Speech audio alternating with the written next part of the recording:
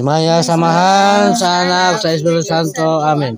Matuman ang iyong pagbuot, inisiyo tamayon sa langit.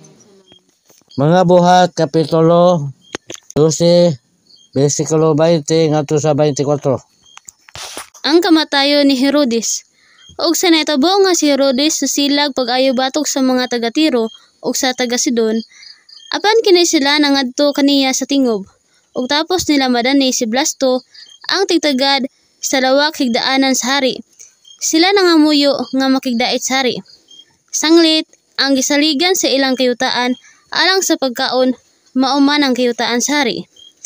Ug sa adlaw nga gitagal sa hari, si Herodes misulob sa iyang harianong biste, milingkod siyang trono ug mihatag kanilag usa ka pakigpulong.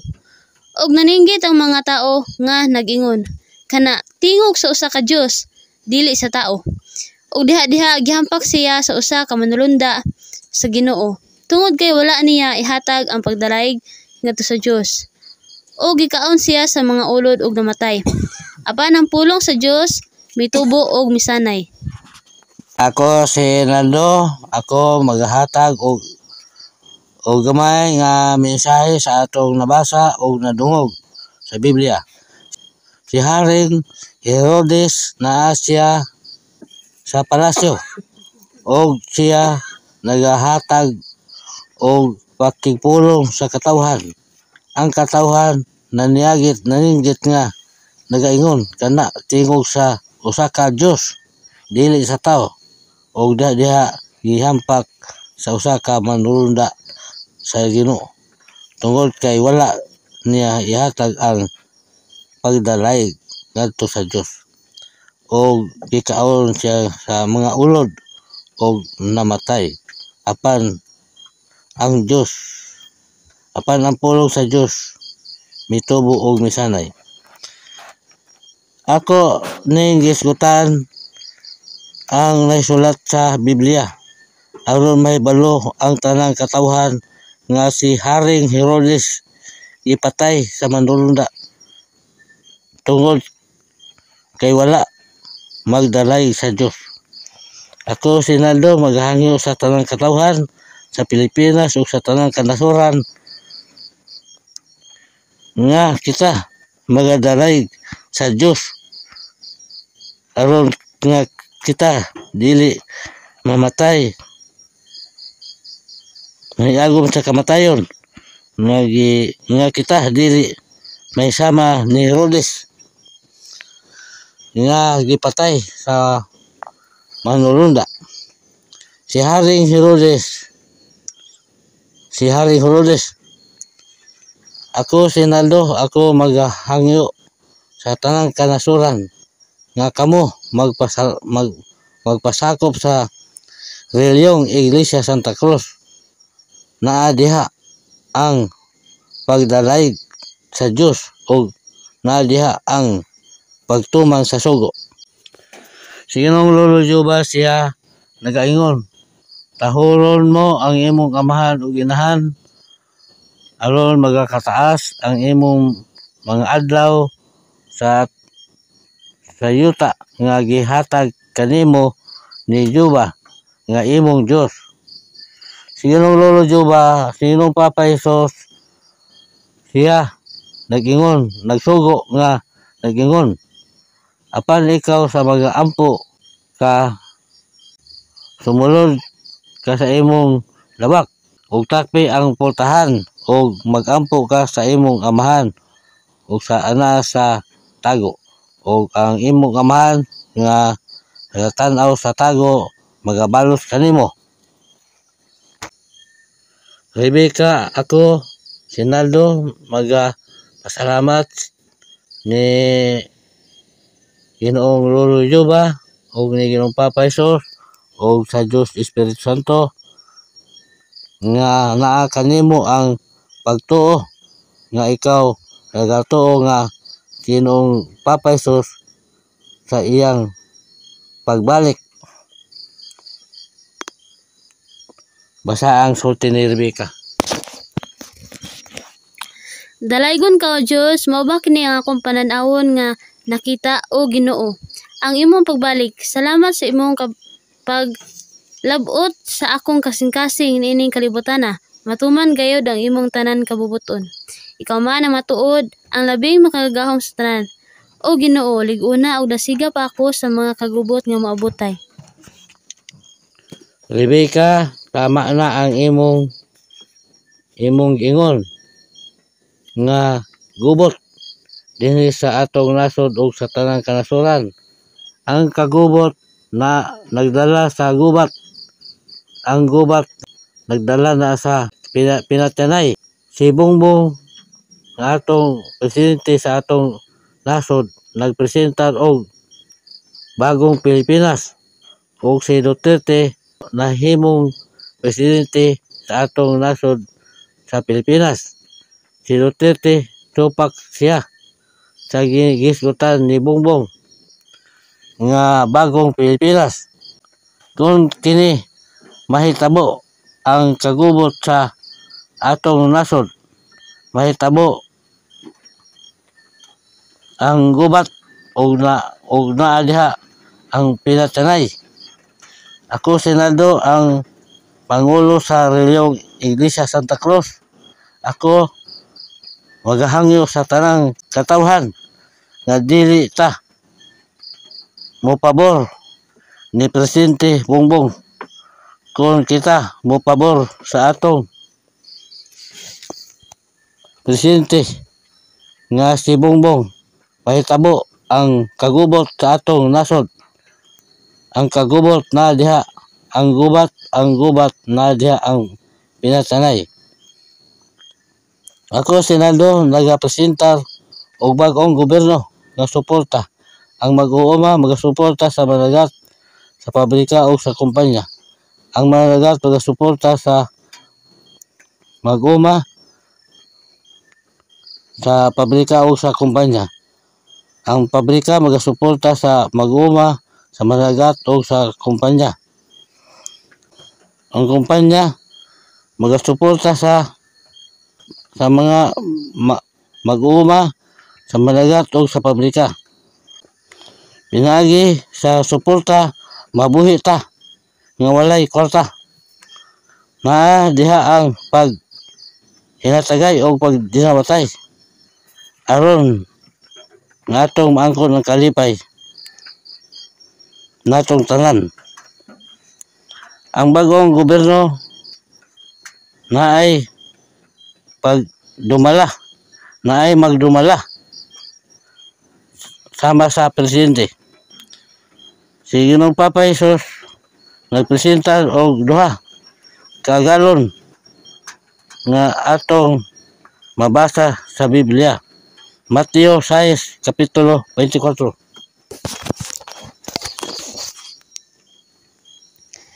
ug walay bisan kinsa nga ara makaalagad og 2 ka galon. Kay mahitabo man nga dumta niya ang usa og higugmao niya ang ikaduha, o dapigan niya ang usa og tamayo niya ang ikaduha. Dili kamo makaalagad sa Dios ug sa mga bahanti. Sinong Papa Jesus iyang giskutan ang 2 ka agalon nga bahanti ug agalon nga Dios. Ako sinado maghangyo sa tanang katawhan nga mudangop kita sa agalon nga Dios ug atong isalikway si agalon nga bahanti aron mabag-o ang atong gobyerno ug sa tanang kanasuran. Kana lang. Ako sila lang magpasalamat mi kang Ginoong Lolo Juba, Lola Dolores kay mosuri na ginhan sa tanang dautan aron mahimong lula sa kahayag. Ginoong Papa Jesus, Mama Maria, Mama Crescencia ug Diyos Espiritu Santo. Sa mga manulunda ug sa mga balaang hinigiban, uban sa Amorilio Iglesia Santa Cruz. Mensahe na mo sa mga katawhan nga kami mao ang anak sa gingharian sa buhi nga Dios. Lucas kapitulo 17, versikulo 26 hangtod sa 30. Maingon sa natabo kaniadto sa mga adlaw ni Noe. Maingon man usab unya sa mga adlaw sa anak sa tao. Sila na nagpangaon, sila na nag-inom, sila na nagpangasawa, ug na nagpamana, hangtod sa adlaw sa pagsulod ni Noe sa arka. Ug ang lunop miabot. Ug niini gilaglag silang tanan. Maingon usab sa nahitabo kaniadto sa mga adlaw ni Lot nga sila na nagpangaon, na nag-inom, na nagpamalit, na nagpamaligya, na nagpananom, na nagtukod og mga balay. Apan sa adlaw sa pagpahawa ni Lot sa Sodoma gikan sa langit, miulan ang kalayo ug asupre. Ug niini gilaglag silang tanan. Maingon man usab unya niini sa adlaw nga igapadayag na ang anak sa tao. Ako sila lang mohatag ko gamay nga minsay sa akong gibasa sa Biblia nga lunop ug kalayo. Ang nahitabo karon sa Mindanao sampol na ang gingon ni Ginoong Papa Jesus sama sa panahon ni Noe. Mauna ang pagwagtang sa galon nga bahandi. Kinsa nga basol karon sa lunop sa Mindanao? Ug unsa kaha ang ilang gibati sa nalunupan sa Mindanao? Kalipay ba o kasakit? Kasakit gyud, dili kalipay. Pero kami nga wala lunupi, kasakit gihapon. Kay dili man makaabot ang among mga produkto sa syudad. Kay lunop. Ang mabasol aning tanan ang mga katawhan. Kay wala magpasakop sa among relihiyong Iglesia Santa Cruz. Nagpresentar og bagong gobyerno nga suporta sa tanang kanasuran. Walaon ang kwarta sa tanang kanasuran. Pantay-pantay na ang tanan sa tanang kanasuran. Wala na'y dato, wala na'y pobre sa tanang kanasuran. Unta maghiusan na ang tanang katawhan nga magpasakop na sa among relihiyong Iglesia Santa Cruz. Aron dili na moabot ang daghan pang kasakitan sa Mindanao o sa tanang kanasuran. Kami nangita og 300 ka buok nga sundalo sa gingharian sa buhi nga Dios. Og prinsipe og prinsesa, walay halo. Pure Pilipino og pure Pilipina. Kaya ang nasod sa Pilipinas ang hari sa tanang kanasuran. Kini ako gipasalamatan nila Ginoong Lolo Juba, Lola Dolores kay mosurinder ang inhan sa tanang dautan aron may mong lula sa kahayag. Ginoong Papa Jesus, Mama Maria, Mama Crescencia ug Diyos Espiritu Santo.